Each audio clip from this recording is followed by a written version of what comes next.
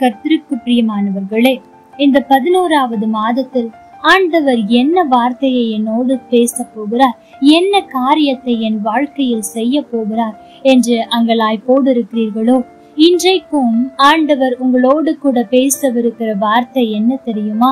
ஏசாயா 43 அதிகாரம் 19 வசனம். இதோ நான் புதிய காரியத்தை செய்கிறேன், இப்பொழுதே அது தோன்றும், நீங்கள் அதை அறியீர்களா? நான் வனாந்திரத்திலே வழியையும் அவாந்திர வெளியிலே ஆறுகளையும் உண்டாக்குவேன். எனக்கு பிரியமான தேவ ஜனமே, இந்த மாதம் உங்களுடைய வாழ்க்கையில் எந்தெந்த பகுதியில் வனாந்திரம் காணப்படுகிறதோ, அல்லது எந்தெந்த பாதையில் இதற்கு மேல் நான் செல்வதற்கு வழியே இல்லை, இதற்கு மேல் நான் நம்பி பிரயாணிப்பதற்கு வாய்ப்பே இல்லை, இதற்கு மேல் என்னால் ஒரு அடி கூட எடுத்து வைக்க முடியாது, நான் எதை நம்பி நான் எடுத்து வைப்பேன், எல்லா பக்கமும் அடைக்கப்பட்ட வாசல்களாய் இருக்கிறதே, எதை நம்பி நான் போவேன், இதற்கு மேல் பாதை இல்லையே என்று அங்கலாய்த்து கொண்டிருப்பீர்கள் என்றால், ஆண்டவர் சொல்லுகிறார், வனாந்திரத்திலே வழியை உண்டு பண்ண என்னால் ஆகும் என்று சொன்னார். அடைக்கப்பட்ட வாசலை உனக்காக நான் திறக்க மாட்டேனா? பாதை இல்லை, முடிந்து விட்டது என்ற இடத்தில் நான் ஒரு புதிய பாதையை துவங்க மாட்டேனா? உன்னுடைய வாழ்க்கையை செழிப்பாய் நான் மாற்றுவேன் என்று ஆண்டவர் இந்த நாளில் வாக்கு பண்ணுகிறார்.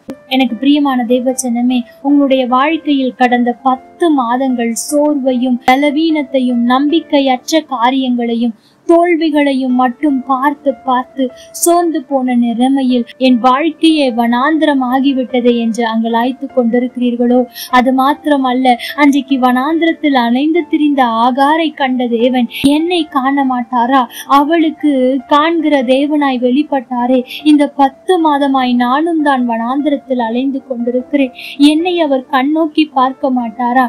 எனக்கு அவர் எல்ரோயா இருக்க மாட்டாரா என்று அங்கலாய்த்து கொண்டிருப்பீர்கள் என்றால், இந்த மாதத்தில் அவர் உங்களை காண்கிற தேவனாய் மாத்திரமல்ல, உங்களுக்கு புதிய வழியை ஆயத்தம் பண்ண போகிறவராய் இருக்கிறார். புதிய காரியங்களை செய்ய போகிறார். ஒருவேளை புதிய வருடம் துவங்கும் போது உங்களுடைய வாழ்க்கையில் நீங்கள் புதிய காரியத்தை எதிர்பார்ப்பீர்கள். ஆனால் வருடத்தின் முடிவு நேரத்தில் அநேகர் புதிய காரியத்தை எதிர்பார்க்க மாட்டோம். எப்படி நினைப்போம் என்றால், வருகிற வருடமாவது எனக்கு நன்மையாக ஆரம்பிக்க வேண்டும் என்று நினைப்போம். ஆனால் ஆண்டவர் இன்றைக்கு இந்த மாதத்தில் சொல்லுகிறார், நான் புதிய காரியத்தை செய்ய போகிறேன். உன்னுடைய வனாந்திரமான வாழ்க்கை வயல்வெளியாய் மாறும். உன்னுடைய நிம்மதியற்ற வாழ்க்கை நல்ல சமாதானம் உள்ள வாழ்க்கையாய் மாறும். உன்னுடைய பலவீனங்கள் பலனாய் மாறும். உன்னுடைய கண்ணீர் களிப்பாய் மாறும். உன்னுடைய கஷ்டங்கள் மகிழ்ச்சியாய் மாறும் என்று ஆண்டவர் இன்றைக்கு உங்களுக்கு வாக்கு கொடுக்கிறார். ஆகவே எதை குறித்தும் சோர்ந்து போகாதிருங்கள். இங்கே நீங்கள் அதை அறியீர்களா என்று கேள்வியை வைக்கிறார். இன்றைக்கும் நீங்கள் அநேக காரியத்தை அறியாமல் அதை அறிந்து கொள்ளுங்கள். நீங்களும் நானும் ஆராதிக்கிற தேவன் எப்படிப்பட்ட காரியத்தை எல்லாம் செய்வார் என்பதை அறிந்து கொண்டீர்கள் என்று சொன்னால், நிச்சயம் ஆண்டவர் இந்த மாதத்திலே பெரிய காரியங்களை உங்களுக்கு செய்வது நிச்சயம். கர்த்தர் தாமே உங்களோடு கூட இருந்து உங்களை ஆசீர்வதிப்பாராக. ஆமென்.